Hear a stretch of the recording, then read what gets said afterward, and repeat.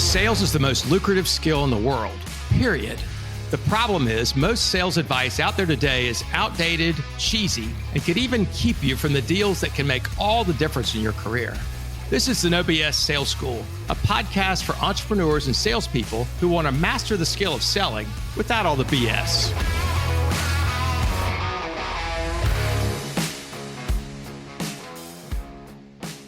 Welcome to the No BS Sales School podcast. I'm your host, Walker McKay.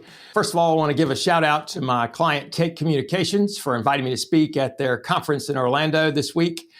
Spoke to their dealers association, the guys who are out in the field selling their stuff. Great conference, a lot of fun. Nice to meet people face to face. As a lot of y'all know, I do almost all, 99.9% of my training, I do over Zoom. My clients are spread all over the country. Typically, companies that I work with have multiple offices, and it's much easier for them to get together over Zoom than it is in person. So we could do it more frequently and more efficiently. It's funny, when I started training originally, one of the excuses that I made for not getting started was I didn't have a training room. And at the time, I was flat ass broke and couldn't afford a training room. And so one of my buddies said, well, why don't you use Zoom? This is in 2016, maybe. And I was like, what the hell is Zoom? Right? He had to spell it for me. When I would tell people about it, they're like, what the hell is that? Anyway, funny how the world comes to you after a while, right? If you're ahead of the curve, I was lucky. But anyway, it was nice to meet those guys face to face.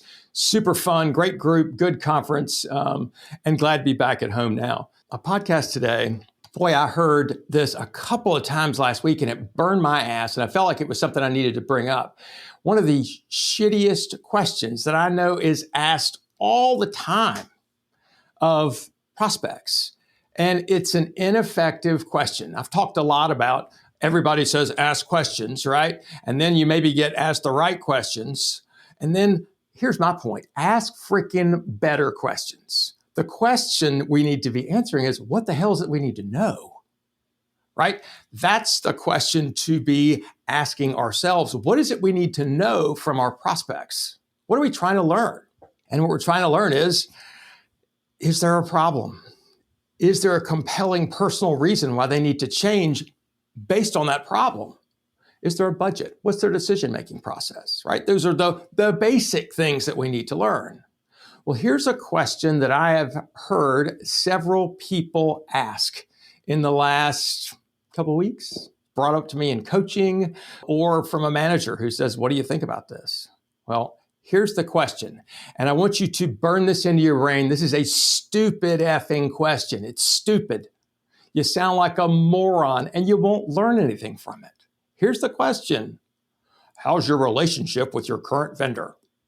How's your relationship with the current person you're doing this with? Right? How's your relationship? What the fuck are you trying to learn? That's crazy, right? That's like asking me, how's your relationship with the guy who cuts your yard? I don't have a fucking relationship with the guy who cuts my yard. I don't care. I don't want a relationship with the guy that cuts my yard. He does a fine job. If he never asked me to go have a beer, I'm fine with that. How's your relationship with your insurance guy? It's fine. Whatever. What are you trying to learn? If what you're trying to learn is there a problem? Let me give you a better question. It's a series of questions. This is one of my favorites. If you're ever trying to kick out an incumbent or figure out, is there for lack of a better word, can you create a wedge between your incumbent and the incumbent and your prospect? You must ask a better question. Series of questions.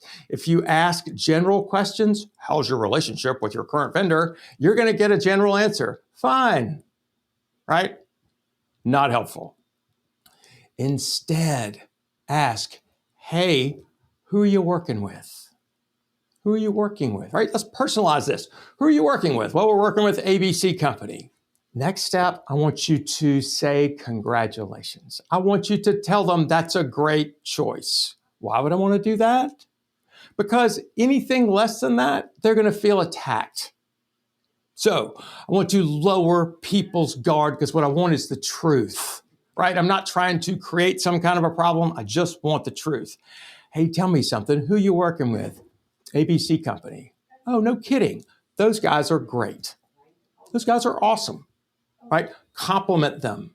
By the way, how do you know they're not? You may hate them, but that may be this guy's brother-in-law, or maybe this is their best account and they take great care of them. Shut the hell up. Tell them, great choice, good for you, right? Nobody wants to be told this is a bad choice. Don't call them stupid.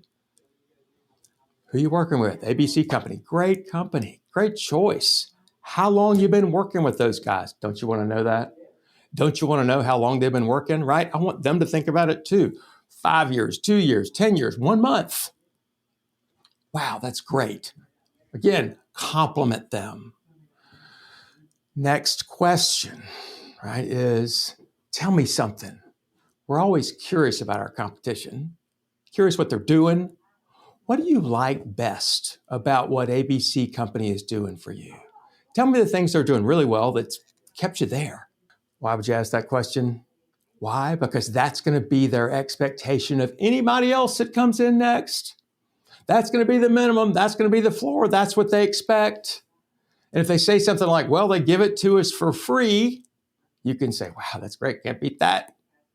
But chances are they'll say something like, well, they have a good product. They have a good service. They do this, they do that. And here's what I want you to do. Agree with them. I've heard that, you might say. I've heard they have great service. I've heard they have a great product. I've heard they deliver hams at Christmas time. That's awesome. Anything else? I want you to get the entire list out of things that your prospect likes about the current person that's doing what you do. Get the entire list out. And then if you're on your game, I want you to repeat it back. So you said you like their service, and you said you like their product, and you love the way they deliver hams to you every Christmas. That's awesome. I mean, that's great. We've heard some of those things, but that's really good intel. They're a great company.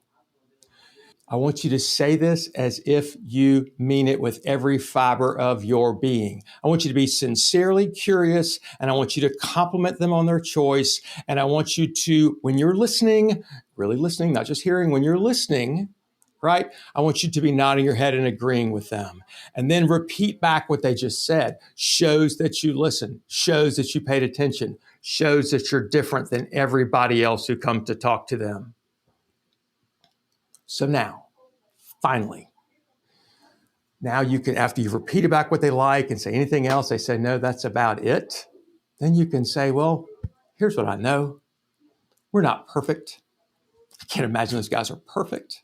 If there were one thing you wish they did better or differently, what would that be? All I'm asking for is one thing. It's a specific question. If you say, is there anything they could do better or differently? Anything is a general word, right? You'll get a general answer. Nah. But if you say, if there were one thing you wish they did better or differently, what would that be? That's a specific question, right? So I laugh about this. I used to go take my kids for breakfast when they were really little. We'd go to a little pancake place on Saturday mornings. And we would go and they'd eat pancakes, get loaded full of sugar, make a freaking mess, and we would leave. And every time we would leave there, the lady at the register would say, how was your meal? And I would say, it was fine, right? If she changed her question and said, Mr. McKay, if there was one thing we could do better or differently, what would it be? I would say, your coffee sucks. But they never asked that question. They said, how was your meal? It was fine, right? I want to know. You want to know from your prospect, hey, here's what I know. We're not perfect, showing humility. I can't imagine they're perfect. Nobody wants to admit anything's perfect. We're not perfect. You can't imagine those guys are perfect. If there were one thing you wish they did better or differently, what would that be? Now I want you to shut up. And they may say, well, I wish that they would whatever. And I want you to look at them and go, okay, what else? And then they probably give you something else. And you say, what else? You will be tempted to jump on the first thing that comes out of their mouth, the first problem. You'll say, we've got better service. We can fix that. Shut the hell up. What you're doing is getting a menu of things that could be going wrong. Don't stop with the first one. Remember, they're processing this question as you're asking it. It's real time. Something's not real till it comes out of their mouth, right? So we want to make sure that we're giving them time to process. So they say, well, they only show up a day before it's time to renew our contract, I never have time to look at anything else. I'll say, okay, what else? Well, they, sometimes we have a new rep every year. I don't ever know who the hell I'm dealing with. And, I'm sure they don't know my business. And I'll go, okay, what else? And they say, well, our price seems to go up every year and I don't know why. What else? And they might go, that's about it. And I'll say, okay, let's talk about this. And then I'll pick one. This price going up every year and you don't know why. Tell me more about that. Can you give me an example? You say every year. How often does it really happen? What have you tried to do about that, right? Pick one of those and then work through the pain test. Here's the thing. You must prepare yourself and your prospect to go there. You can't just say, what's one thing you wish they did better or differently from the beginning of the conversation? This is a bit of a romance, right? You have to slowly work them through. To be better at sales, the number one thing you have to do is slow down. You can't just jump to the end. I know what guys want to do. We want to jump to the end. This is bullshit. I'm ready to go. Slow the fuck down. If you want to get better at sales, slow your process down. Give your prospect time to think. Ask them better questions so that they will think. Take the time to peel back the layers of the onion. This begins with complimenting them on their choice, making them feel comfortable with you, telling you the truth, and then asking them what they like, because you need to know that. Compliment them on those things, say you agree and you've heard that stuff and that's interesting. Act like you really care, because you should. And then when you make the switch, when you flip over to, hey, if there was one thing you wish, here's what I know, we're not perfect. I can't imagine that they're perfect. If there's one thing you wish they did better or differently, what would that be? Right? Shut up. Listen. Wonder what they're going to say. Let them tell you what's going on. Let them tell you what they don't like. And then say, what else? What else? What else? When we're asking questions at the beginning of a sales call, we're trying to establish, is there a problem? Sometimes we can't just jump to, how's your relationship with your current vendor? It's a stupid effing question. Ask a better question to learn what you want to learn.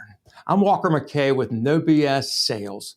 Struggle with this or with other good questions? You're pretty sure your salespeople aren't asking these kind of questions or maybe even questions at all. Figure out maybe that's costing you money because you're skipping steps. You're just giving proposals to everybody, wasting a lot of time, giving away free information.